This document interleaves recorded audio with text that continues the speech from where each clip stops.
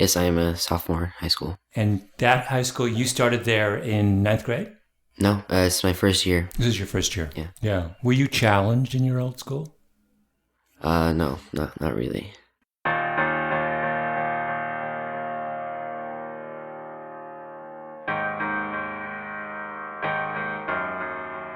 Welcome to Revisionist History, where every week we re-examine something from the past that's been forgotten or misunderstood. I'm Malcolm Gladwell.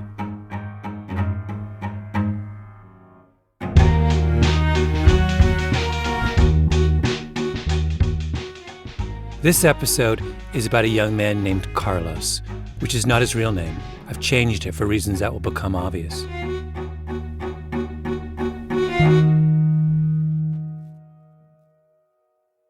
Were you bored most of the time? And what were you doing when you were sitting in class? Well, I usually finished my classwork a lot earlier than some of the other kids. And I guess I was a little bored. Carlos is slight, a little short for his age, braces, thick head of black hair, a good-looking kid, but normal. He wouldn't stand out if you saw him on a school bus. It's his manner that's distinctive. For a teenager, he's really deliberate, thoughtful, a little guarded in a way that makes him seem much older. He lives in Los Angeles. He's just transferred from a massive public high school to an elite private school. I really enjoy math. Math is it's not easy, but it just makes the most sense. When he talks about math, Carlos relaxes. He looks happy, like math is the warmest and safest place he knows. Some people just say they hate math because they don't understand it, but I just like learning about the concepts of math. And when I can understand something, I feel it just makes everything's very precise. You know, it's not a lot of room for error. I guess that's why I like math. Is that the subject that you get the best grades in? Well, I do get pretty good grades in all my classes. What's the last time in school you ever felt that you didn't understand something or couldn't do something or... I'm going to sound kind of arrogant, I think, but most concepts that I'm taught, I catch on to them pretty quickly. Carlos is a smart kid.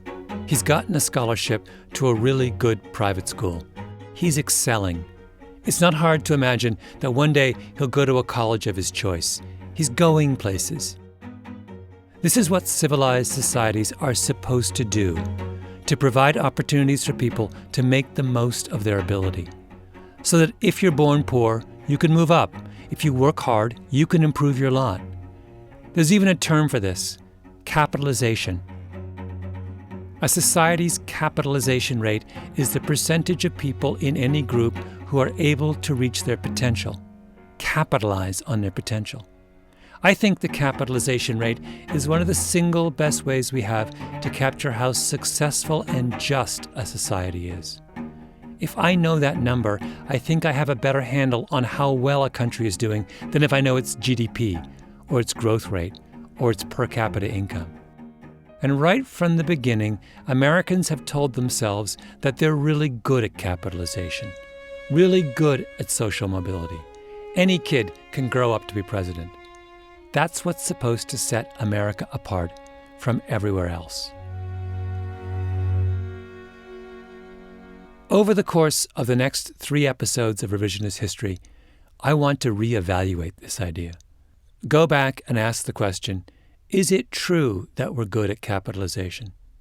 In one upcoming show, we're going to talk about where the money goes in American higher ed. I'm going to take you to a small college in South Jersey and ask the question, is the system geared to serve the poor smart kid or the rich smart kid? In another episode, I'm going to compare 2 liberal arts colleges and ask what happens when a school really tries to help someone like Carlos. But this episode is about Carlos himself, because his story is a little more complicated than it seems. Actually, a lot more complicated. I met Carlos through a man named Eric Eisner. And what was your first impression of him? Mr. Eisner. You can speak freely, even though he's in the room. Well, Mr. Eisner can be intimidating sometimes. Eric used to be a big-shot entertainment lawyer. Back in the day, he worked for David Geffen. He's a kind of athlete swagger, wears impeccable Tom Ford suits. Anyway, he retired in the early 1990s and a few years later started a program for gifted public school kids in Los Angeles. It's called YES. He talks to a lot of teachers, looks at test scores, identifies the most promising kids, tutors them, and uses his connections to get them into private schools. He's been doing it for nearly 20 years. A couple hundred students have passed through YES and have gone on to graduate from some of the top universities in the country. Carlos is one of his kids. When Carlos was in 5th grade, Eric got him into a fancy elementary school in Brentwood. Now, several years later, Carlos comes to meet me at Eric's house in Bel Air, up one of those winding, gorgeous canyon roads from Sunset Boulevard. I'm across the table from Carlos. Eric is behind me, sitting in an armchair. That's why his voice is sometimes a little faint.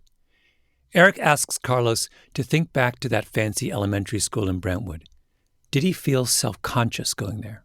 I did, but not because I was Hispanic. Eric asks whether it was because Carlos was poor and those kids were rich. Did that make Carlos feel self-conscious? Well, now that I think about it, I think it kind of did. It definitely... I felt like maybe I was the only one, not the only one. The episode with the sneakers? Eric asks about the episode with the sneakers. Did Carlos remember that? Do you erase this from your memory? Have I? Can you tell me what happened? Here's what happened. The teachers in Brentwood called Eric to tell him that Carlos wasn't playing with the other kids at recess, even though he seemed very engaged with them in the classroom. Eric then talked with Carlos and noticed that his sneakers were about 3 sizes too big. So he bought him shoes the right size, and that solved the problem. Do you remember this? Well, the being not wanting to play the sports with the other kids, that does ring a bell. But I don't remember the sneakers. Eric says Carlos's sneakers were so big they curled up like elf shoes. But Carlos says he doesn't remember the sneakers. This happens to him a lot.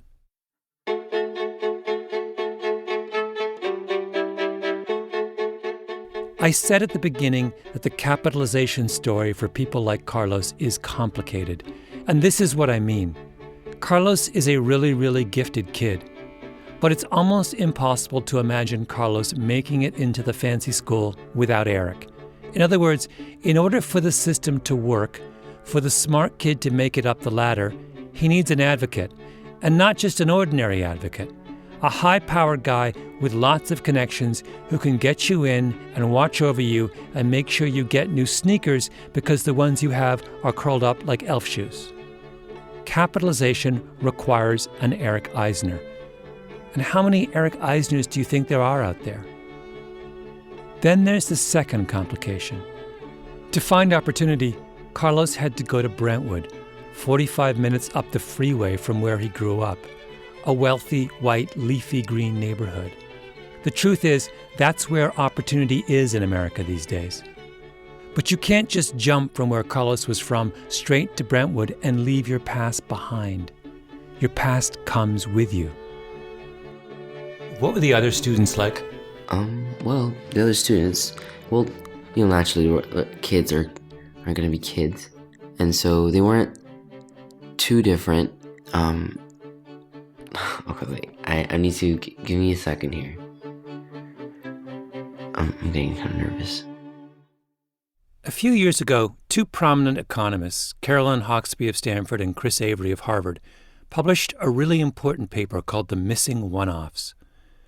Hawksby and Avery start out by talking about something that happened 10 years ago.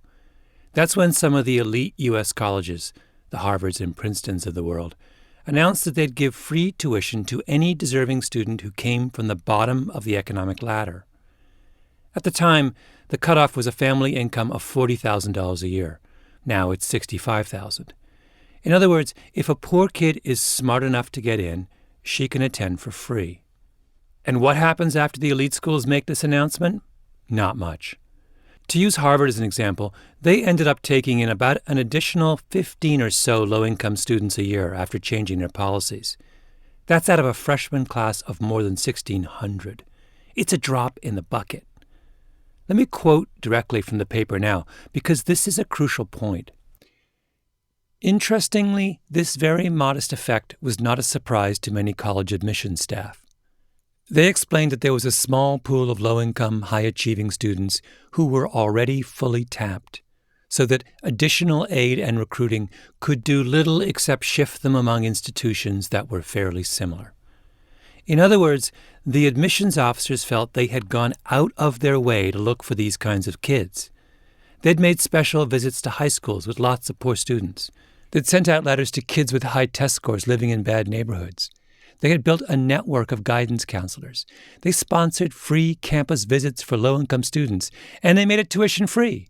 But if you do all those things and you only get an extra 15 smart, poor kids a year at Harvard, that must mean that there aren't a lot of poor, smart kids out there. They're talking about Carlos. They're saying that kids like Carlos are pretty rare.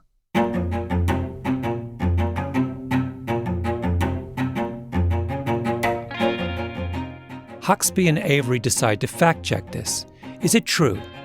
They go to the College Board and get the entire database of college test scores, SAT and ACT. Then they take those scores and match each score to a high school and a neighborhood and a zip code and to all that they could find about where the student comes from.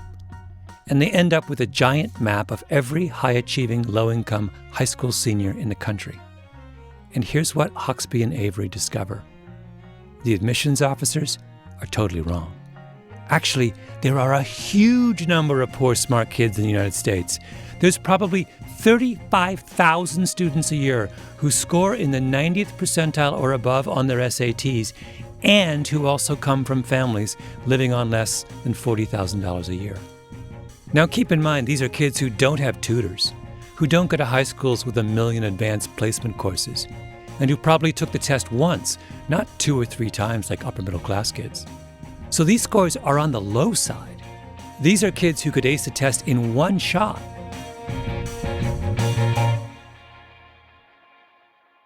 Eric Eisner started YES almost 20 years ago at an LA middle school in a place called Lenox, which is this small, heavily Hispanic community of about 20,000 people, hollowed out in the middle of Los Angeles, right across the 405 freeway from LAX. I mean, right across. You can practically touch the planes as they take off and land. The median household income in Lenox is $37,000 a year. It's not a good neighborhood. Good morning, students. Students, you should be in first period class. Again, students, you should be in first period class. Lenox Middle School has 600 kids per grade. The classrooms are these standalone wooden and cinder block huts, row upon row of them. They only put in windows in the huts last year. Tiny little windows high on the wall. There's a big fence around the outside, a guard in a hut at the gate. I don't want this to come across the wrong way, but Lenox looks like a concentration camp. When I was there, a police cruiser drove slowly back and forth between the long rows of huts. Oh, and next to the principal's office, there are what looked like 6 narrow closets, solitary confinement cells, where they stash a kid until the cops come. Remember, this is a middle school. You go to a place like Lenox, and you can't help feeling hopeless. This is as bad as LA gets. But right from the beginning, when he came there looking for bright kids, Eric Eisner hit pay dirt. I'm curious about the idea you can go to a fairly randomly selected middle school in a disadvantaged neighborhood in a major American city and reliably find every year a handful of really, really, really gifted kids, right? I think, yeah, it varies even within the school from year to year. You never know what kind of crop it's going to be. It's a little like wine, but some years they're very few, and sometimes one or none. But then other years there'll be 5 of them. But there is, it's not like you're looking for a needle in a haystack. It's not like you're looking for a needle in a haystack. There's a ton of talent out there. All right, if there are so many smart, poor kids, why aren't they showing up at places like Harvard? The researchers Avery and Hawksby find that a good chunk of the 35,000 high achievers don't even so much as apply to a good school.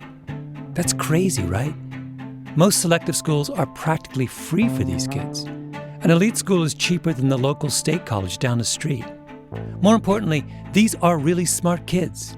We're not talking here about some mediocre student who gets into an elite college because he's a great football player or his dad built a new dorm and who ends up being way over his head. We're talking about kids like Carlos. Most concepts that I'm taught, I catch on to them pretty quickly. Eric thinks that the system can't find kids like Carlos because it starts looking much too late. The admissions officers are sending out their letters to high school juniors, 17-year-olds. You kidding me? In Lenox, Eric says, you have to start finding the smart kids in the 4th grade. That's because they may not even show up later. It's like any muscle, it atrophies. And then by the time the boy-girl thing happens, if that hasn't been encouraged, that excitement of being smart, it goes away. It goes away because when the struggle hits them of going to any kind of challenge in college, they don't have the cleats for that anymore. They don't have those hiking shoes anymore. They're just not accustomed to it. So what was happening before Yes shows up at this school, or in schools where there is no one looking out for the promising 4th grader? What happens to those kids? Well, when we came here, they discouraged me from waiting until the 8th grade to meet with the boys, which is what I wanted to do. They said, you can't wait that long because 80% of those boys get gang affiliated by the 8th grade. 80%. Gone by the 8th grade. Then comes high school. But there is no high school in Lenox. The kids from Lenox have to go one town over to Hawthorne, and that means crossing gang lines. Remember that statistic that Hawksby and Avery came up with for the total number of smart poor kids? It's low. That number is based on the pool of high school seniors who took either the ACT or the SAT. So to show up in their pool of 35,000 poor smart kids, you had to have made it all the way to the end of high school and taken one of those standardized tests. Eric's point is that a good number of high achievers in places like Lenox never even get that far. What's the capitalization rate in Lenox if you have to cross a gang line to get to high school?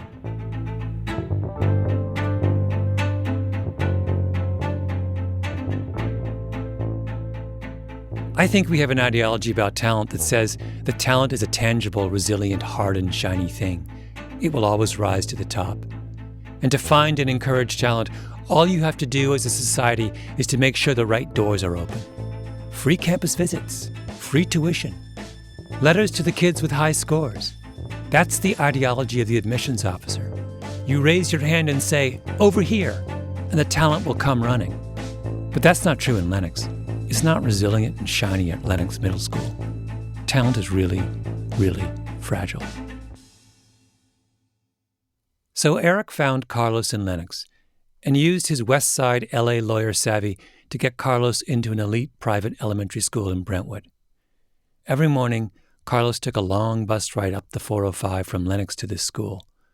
I've known Eric for a long time, and I always joke with him that the slogan of his organization, Yes, ought to be that every Los Angeles public school child deserves his own Jewish entertainment lawyer. He always laughs, because that's what he's been doing for close to 20 years, cutting deals with private schools for his Yes kids. So Carlos is doing really well. Of course he is. He's an exceptional student. Eric starts looking for Carlos's next step. He makes some inquiries. Carlos gets an offer of a full-ride scholarship to one of the most exclusive private high schools in the country. If he were a kid from a normal middle-class neighborhood and family, you'd say he's all set. But he's not. I really wanted to go to boarding school. Yeah. But in the end, I didn't get to go. The boarding school he's referring to is Choate in central Connecticut. It's his ticket out. But remember I said that Carlos's story gets complicated. Well, here's yet another complication. Carlos has a little sister. She's also in the room with us, along with Alina Baroff, who runs Yes with Eric. We start talking about why Carlos couldn't go to Choate. This summer going into 8th grade, right after your birthdays. Right. It was the summer before Carlos was supposed to go to high school, but Eric has to remind him that there was a lot else going on other than school. Yeah. Do you want to talk about that or not? Well, in the eighth grade, right? 8th grade for me? Foster care? Mm-hmm. Yeah, I forget. Did you catch that? He said it really quickly, under his breath. That phrase again. I forgot. In the summer, going into the 8th grade, my sister and I were put into foster homes. Carlos and his sister were put into foster homes. We were living away from our mother, and I guess that had a bit of an emotional, toll on me. And I definitely still tried at school. I didn't let it, affect my grades too much. Maybe by now you can understand the strategic value of Carlos's selective memory, because there weren't a lot of good things happening in his life. I'll let you use your imagination. It was bad, Lennox bad, not Brentwood bad. Then he says, I definitely still tried at school. I didn't let it affect my grades too much. Things are falling apart, but he understands that he has one way out, and that is to be a great student. Not a good one. Good doesn't get you anywhere. A great one. So he puts everything else in a box. He's got to take care of his sister and get good grades. I spoke with Eric about it later. He took on this burden that was so above his skill set of being a father, being a husband, being everything. And that's why she wouldn't let him go to Choate when they gave him a full scholarship. Oh, that was... The she he's talking about is Carlos's mother. You can imagine how frustrating and angering that was for me. The opportunity of him going to a school like that and getting away from all that, and her understandably killing it because he was taking care of her. And that's when he was, in the 8th grade. He did say, I would have liked to go to boarding school. Oh, he definitely wanted to go. We sort of licked our wounds by convincing ourselves that at least he would be there for the little sister. It's a chaotic time. Carlos's mother tells him not to go to Choate, but stay so he can take care of her and his sister. Then the two are taken from their mother. They become wards of Los Angeles County. Growing up with your parents and being suddenly, taken away, it can't be good. But I guess the hardest part was moving around house to house. Like, it's not that I moved to one foster home and then stayed there for a year and a half. I've moved to, I think, 4. 4 homes. And worse than that, for a time he was separated from his little sister. How long were you separated for? The first foster home didn't last. We weren't separated for too long because we made a point to our social workers to please, reunite us. He's making it sound like it wasn't that much of a big deal. It was a big deal. Choate goes away. Their mother goes away. Now his little sister is taken away. And the two of them start bouncing around the foster homes of South LA and made a point to our social workers to please reunite us. It was a war. This is Eric again from later. He didn't tell you how disastrous these first foster homes were. When you say disastrous, what do you mean? Just idiotic. I mean, it wasn't like, oh, thank God they're in this wonderful home. First of all, they were one of 5 foster kids in the, This is not, let us take you into our home. This is, how much are you going to pay us? How many kids can we, right?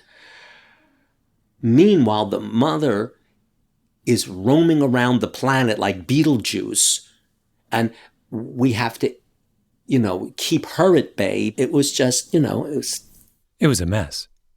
Did you know your father? Yeah, I still have my father and I. He was absent for a large part of my life. And where is your mother now? My mother is in prison. Oh. Yeah, in Texas at the moment.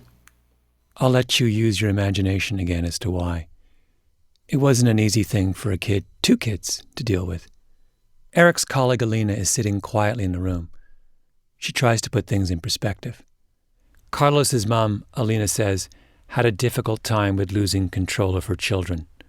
That made it hard for Eric and Alina to stay involved.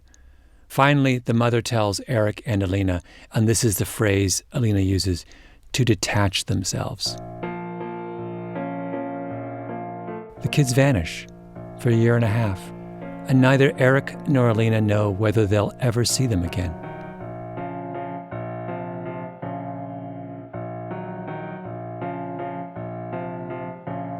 That's the difference between being privileged and being poor in America.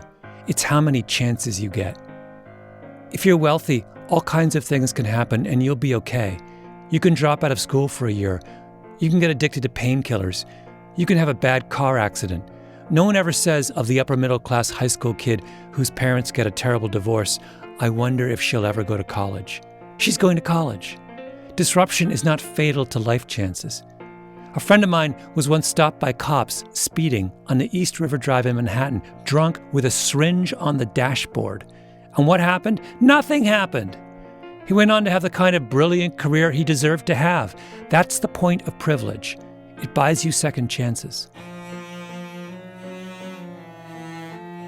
But if you're from Lenox, even if you're a kid with all the talent in the world, you don't get the same number of chances. That's why there are at least 35,000 really smart, poor high school seniors every year in this country, and so few of them are making it to the kinds of colleges they deserve. Because too many things get in the way.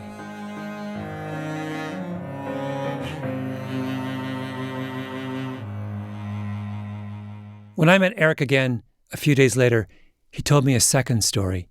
He said it was about another Carlos, as he put it. He said he got a call from an elementary school principal in Lenox. She says, I want you to come meet a bunch of fourth graders that I think are outstanding. When I got to the third boy, I said, tell me about yourself. Eric asks about the little boy's father. Where is he? It's the standard question he always starts with. Because there are so many absent fathers in that world, that question narrows things down pretty quickly. His answer was so peculiar. It gripped me so fast. He looked at me and he said, there was violence. Those were the very words that came out of his mouth. And the minute he said it, I went, oh my God. I had more than a sneaking suspicion. This is the boy who saw virtually his entire family murdered by a crazy neighbor with who got into a beef with his father. He saw his father killed, his older brother killed, guy had a shotgun. He ran into the house, grabbed his little sister, they hid under a bed, and the guy burned the house down. He was hiding under the bed while the house was on fire. His mother finally came back. He ran outside to see his mother beaten up. She was in the hospital for months after this. And the police came and killed the guy, shot the guy. It was so horrendous. And it didn't occur to me that this was a Lennox family. And I realized I am now talking to this boy because he is one of the 3 outstanding boys in the class. Wait, what was he like? Fantastic. He was poised. He was articulate. When he said there was violence, the needle moved 180. It went from, wow, what an interesting, remarkable, articulate, confident kid you are. What a fortunate kid you are, to, oh my God, I now think I know the reality of you.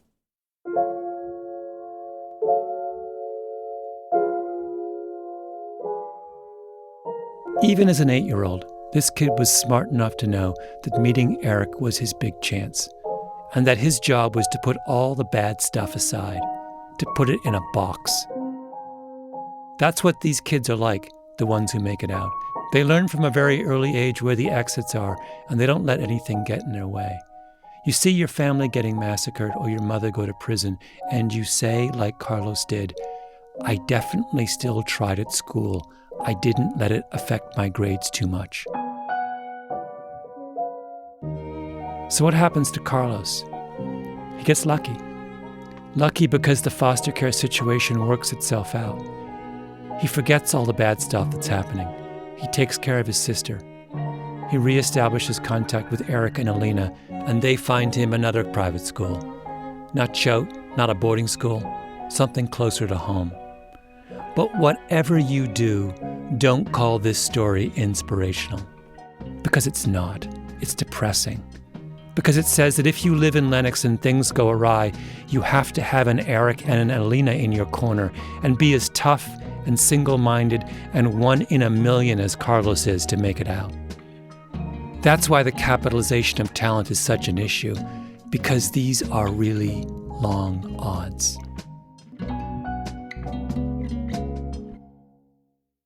Back with Carlos and his sister at Eric Eisner's house, Eric turns to Carlos and asks, Do you remember feeling pessimistic for the first time in your life? Were you ever pessimistic? I wasn't really pessimistic. Overwhelmed? Yeah, overwhelmed is a great word. I guess it's just a lot happening at the time. And then I was back in the public school. It was like I started right back, right from square one. Eric turns to Carlos's sister and asks whether she ever worried that her brother had had enough. What would you do if he gave up? Do you remember a time when you looked at him and were concerned that he was, God, what would you do if you gave up?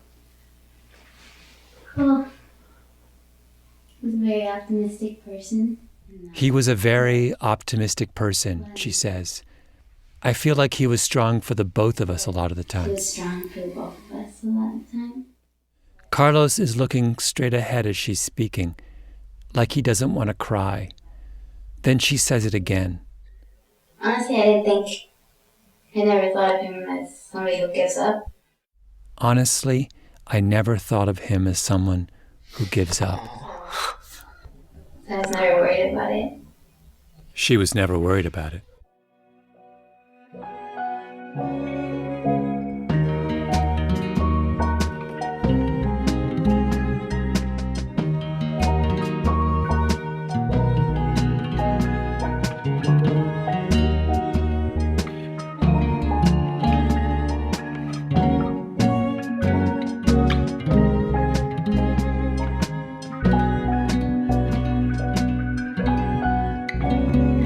You've been listening to Revisionist History. If you like what you've heard, do us a favor and rate us on iTunes. It helps. You can get more information about this and other episodes at revisionisthistory.com or on your favorite podcast app. Our show is produced by Mia LaBelle, Roxanne Scott, and Jacob Smith. Our editor is Julia Barton. Music is composed by Luis Guerra and Taka Yazuzawa. Flan Williams is our engineer, and our fact-checker is Michelle Soraka. Panoply Management Team, Laura Mayer, Andy Bowers, and Jacob Weisberg. I'm Malcolm Gladwell.